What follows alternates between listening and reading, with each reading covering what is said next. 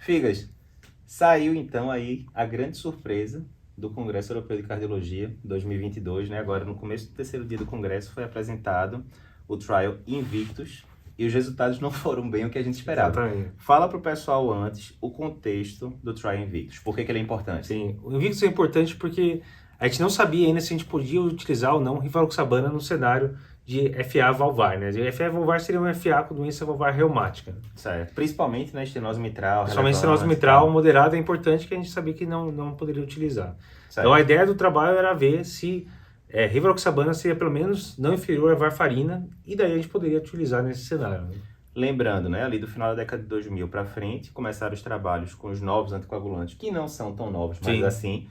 E aí era um trabalho sempre de não inferioridade, querendo dizer o seguinte: será que a boa e velha varfarina, eu comparando com um novo anticoagulante, será que eles são não inferiores? Ou seja, será que os resultados são muito similares? E aí a gente teve vários estudos, né, Rocket, Rely, enfim, que mostraram que sim, essas medicações eram não inferiores e, portanto, muito mais simples de serem tomadas, não ter que ficar dosando INR e tal.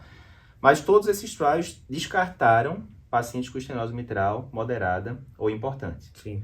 Nesse contexto, as diretrizes atuais falam, não use, mas não use porque a gente não sabe, né, basicamente. Sim. E aí, finalmente, veio um trial grande, fase 3, publicado no New England, pra gente saber mais agora. Mais de 4.500 pacientes.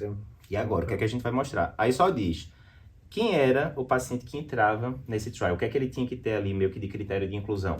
Então, para entrar, tinha que ter fibrilação atrial, certo, e tinha que ter doença valvar reumática. Certo. E além dessas duas condições, precisava ter mais uma de várias outras, como uma estenose mitral moderada importante, que eles consideravam uma área valvar menor que 2 centímetros quadrados. Perfeito. Ou então Chades-Vasco Mark II ou trombo em átrio esquerdo. Perfeito.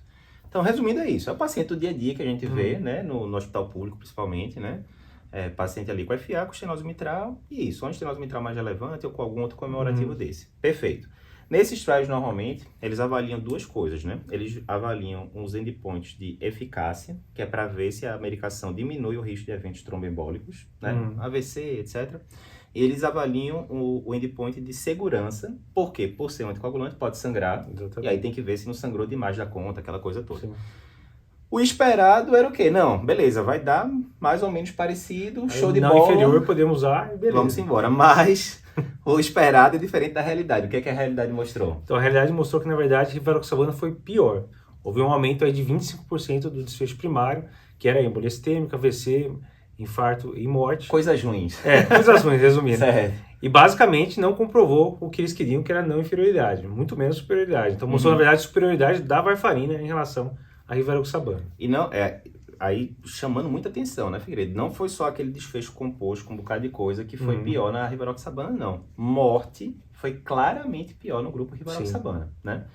Tá numa discussão agora de o que é que justificaria isso. O paciente que usou varfarina morreu menos porque ele teve menos AVC? Até teve menos AVC, mas explicaria a redução de mortalidade? Não. Não explicaria porque foi em torno de 1/4 a quantidade de AVC para relação com a morte. Então teve muito mais morte do que as pessoas tiveram AVC. Então alguma coisa mais está causando morte nesses pacientes. Perfeito. Aí quando foi ver lá direitinho, lá nos dados, parecia que os pacientes que estavam usando varfarina tinham menos morte súbita, mas por que teria menos morte súbita? E tinha menos também morte por IC mesmo, enfim, né? Mas independentemente do mecanismo, né, Figueiredo? É um fato. Varfarina foi melhor. Ponto final. Perfeito. Concorda? Então, a grande dúvida que fica agora é o seguinte, ok, não foi o resultado que a maioria das pessoas esperavam, mas é aquela velha história, trabalho não tem resultado bom ou ruim, tem um resultado. Exatamente. Quem disse é bom ou ruim é você, certo? Então, o que é que a gente vai fazer agora se chegar amanhã um paciente pra gente, uma mulher de 40 anos, com estenose mitral importante, era valvar de 1.4, com FA, que tá esperando já, inclusive, a intervenção, tá ali na fila de intervenção do hospital público e tal, tem FA, tá usando varfarina. A gente vai dizer para ela, Dona Maria, você vai fazer o que com a varfarina da senhora? Não muda nada. Continua, né? Continua a mesma coisa. E nas diretrizes, né, Figueiredo? Provavelmente vai continuar a classe 3, obviamente. Ou seja, você não pode usar novos anticoagulantes ou anticoagulantes orais diretos no paciente com estenose mitral relevante, né? Moderado ou importante. O que vai mudar é o nível de evidência. O nível de evidência antes era, olha, a gente não sabe. Agora a gente sabe, tal, né? Tinha um pessoal utilizando, agora claramente não pode. Agora tá... Antes era não sabíamos, agora a gente sabe, deu ruim. E o que é importante, porque às vezes o pessoal só quer saber os trabalhos que mudam conduta. Nesse caso não vai mudar a conduta, certo? A gente vai continuar usando a varfarina.